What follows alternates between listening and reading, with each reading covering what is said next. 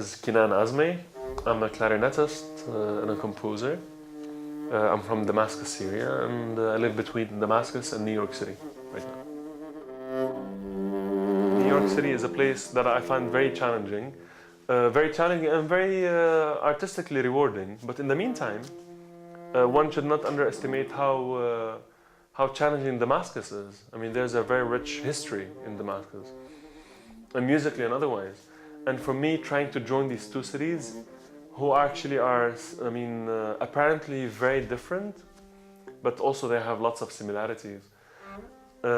This what keeps me on edge, living almost. I don't want to say a double life, but shuttling back and forth between New York and Damascus.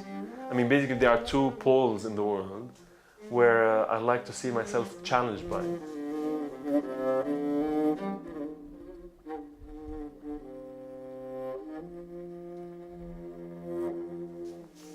I mean, the concept of dialogue, lots of people, I think, attribute it to actually East and West kind of dialogue, that the dialogue has to be between people who are different. I don't think actually that's the case. The concept of dialogue, I think it's a concept we should live by, because it's opened someone to the possibilities of his own thoughts being, taking another path in a way. My band, for example, incorporates elements of Arabic music, jazz, and classical music, but we don't think of this as a dialogue. I think it's only a vocabulary that we use. So the dialogue is a concept. I don't think it should be the goal. It's just a journey through which we expand our own ideas. Therefore, we can understand another perspective. I mean, for life in general, not only for the arts, but I'm talking obviously from the artist's perspective. Dialogue for me is also about the challenge. The best dialogues are actually between two people who do not have matching ideas.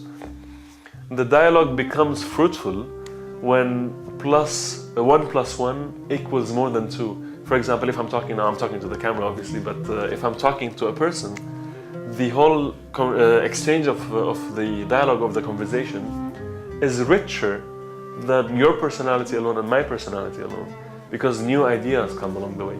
And that's what makes dialogue actually challenging and fruitful at the same time.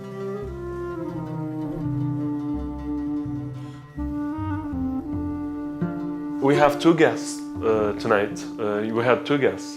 Both of us did not know us personally, but I think both of them had the curiosity, and that I think it's an essential part, the curiosity to discover who we are. And we as a band, and myself as Kinan, I have unlimited curiosity when it comes to discovering people. And through people, when people actually are the goal number one, music becomes secondary. Because you have two players who are playing, but the music is only their tool through which they express themselves. I'm dealing with them as humans before I'm dealing with them as musicians. So the abstraction of actually music comes into play in a dialogue context very, very beautifully, I think.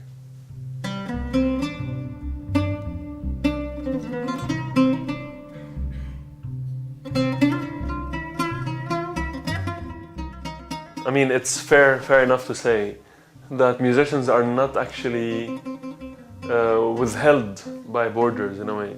Obviously I get stopped every time I travel because lots of people stereotype the passport I hold. Unfairly, obviously, but the fact that my music can travel, even if I don't travel myself, my music, everybody can download my music on the internet. Basically, you are breaking not only political obstacles, you're reaching out to an audience that maybe most of them have no common ground with where you're coming from. And I think that's really important as an artist to realize that you are in a constant state of departure. You have to reach out for all the audience. Tonight I played a concert, but I cannot keep playing the same concert like 10 days in a row. That wouldn't be my goal, and obviously the audience will not be interested. It's always about reaching out to the other and saying, this is the most intimate of myself. Please share it with me.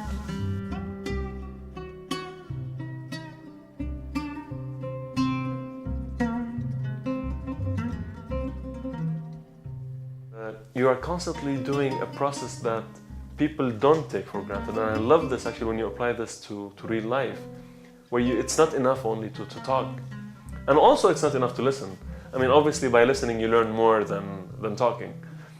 But in music it's amazing because you're learning in the same time when you're teaching somebody something else. It's quite amazing because you see the interaction immediately. I will be playing with the oud player, I play a phrase, I know immediately he's gonna pick it up. In the meantime, I'm picking up his sentence or his musical phrase. That's quite rewarding.